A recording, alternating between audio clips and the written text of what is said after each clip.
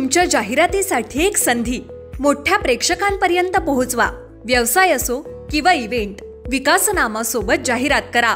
स्क्रीनवरील नंबरवर आजच संपर्क करा। विकासनामा, तुमचा आवाज, तुमची जाहिरात। तसंच विकासनामाला सबस्क्राइब करा आणि अपडेटेड रहा। नमस्कार, मी विकास मिरगणे। विकासनामा या डिजिटल प्लॅटफॉर्म मध्ये आपलं सर्वांचं स्वागत। आज आपण चर्चा करतोय रायगडच्या राजकारणासंदर्भामध्ये रायगड जिल्हा परिषदेच्या सदस्यांचं आरक्षण जे आहे काल जाहीर करण्यात आलेलं आहे। सर्वसाधारण महिला जे आहे नेरळ प्रभागाचं जे आहे नेरळ जिल्हा परिषद सदस्याचं आरक्षण पडलेलं आहे। नेरळमधून जे आहे दिग्गज नेते ज्यांची प्रतिष्ठा लागली होती, भगवान चंचे असतील, सुरेश टोकरे असतील, प्रसाद थोरवे असतील, असे दिग्गज नेते जे आहेत ते नेरळ याच प्रभागासाठी जिल्हा परिषदेच्या सदस्य होण्यासाठी प्रयत्न करत होते। मात्र त्यांच्या स्वप्नांचा चुराडा जो नेरळ मधून झालेला आपल्याला दिसून येत आहे। आता नेरळ प्रभागासाठी म्हणजे नेरळ जिल्हा परिषद सदस्यासाठी नेरळ विभागातून सर्वसाधारण महिला जे आहे ते आरक्षण जाहीर झालेलं आहे। आता मग अजित पवार यांच्या गटाकडून कोण नावाची चर्चा सध्या सुरू होताना आपल्याला दिसून येते। राष्ट्रवादीच्या तालुका अध्यक्ष असलेले रंजना धुळे ते वकील आहेत, अनेक वर्ष पक्षाची प्रामाणिकपणे काम करत होते। सुरेश लाडांच्या त्या जवळच्या होत्या, आता सुधा घाऱ्यांच्या सुद्धा त्या जवळच्या गटाच्या मानल्या जात आहेत। त्यामुळे आक्रमकपणे सडेतोड भाषण करणाऱ्या, महिलांच्या प्रश्न आक्रमक भूमिका घेणाऱ्या किंवा शिंदेच्या शिवसेनेला आमदार महेंद्र थोरवेंना कोंडीत पकडणाऱ्या रंजना धुळे आगामी काळामध्ये सर्वसाधारण महिला आरक्षण झाल्यामुळे त्यांना राष्ट्रवादी काँग्रेसकडून निवडणुकी रिंगणात उतरवतात का, त्यांना कुठे सन्मान करतायत का, हे सगळे प्रश्न जे पडलेले आहेत अनेक वर्ष ते आहेत। महिलांच्या प्रश्नावरून काम करता दिसून त्या वकील क्षेत्रामध्ये काम सध्या करताना दिसून येत आहेत। त्यामुळे महिलांचा जनसंपर्क असलेल्या आदिती तटकरेंसोबत चांगलं घनिष्ठ आहे।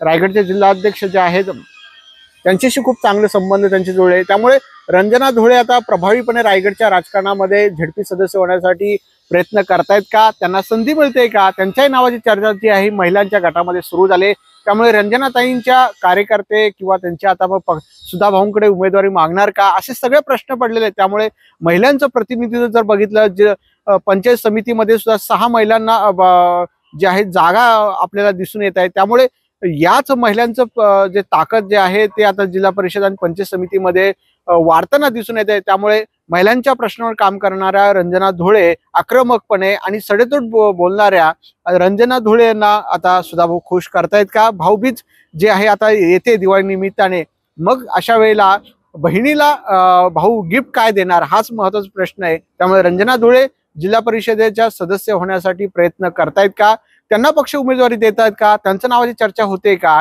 त्यामुळे नेरळच्या मध्ये आता महिलांचं राष्ट्रवादी काँग्रेसकडून माझ्या माहितीप्रमाणे तसे कोण दावेदारी दिसत नाही।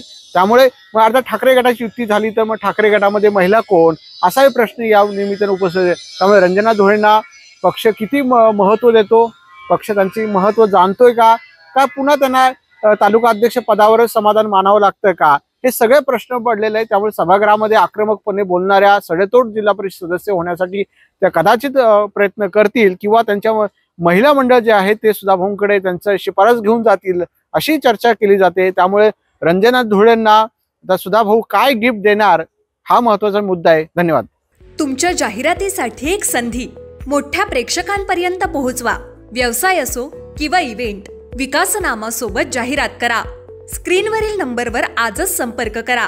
विकासनामा, तुमचा आवाज, तुमची जाहिरात। तसंच विकासनामाला सबस्क्राइब करा आणि अपडेटेड रहा।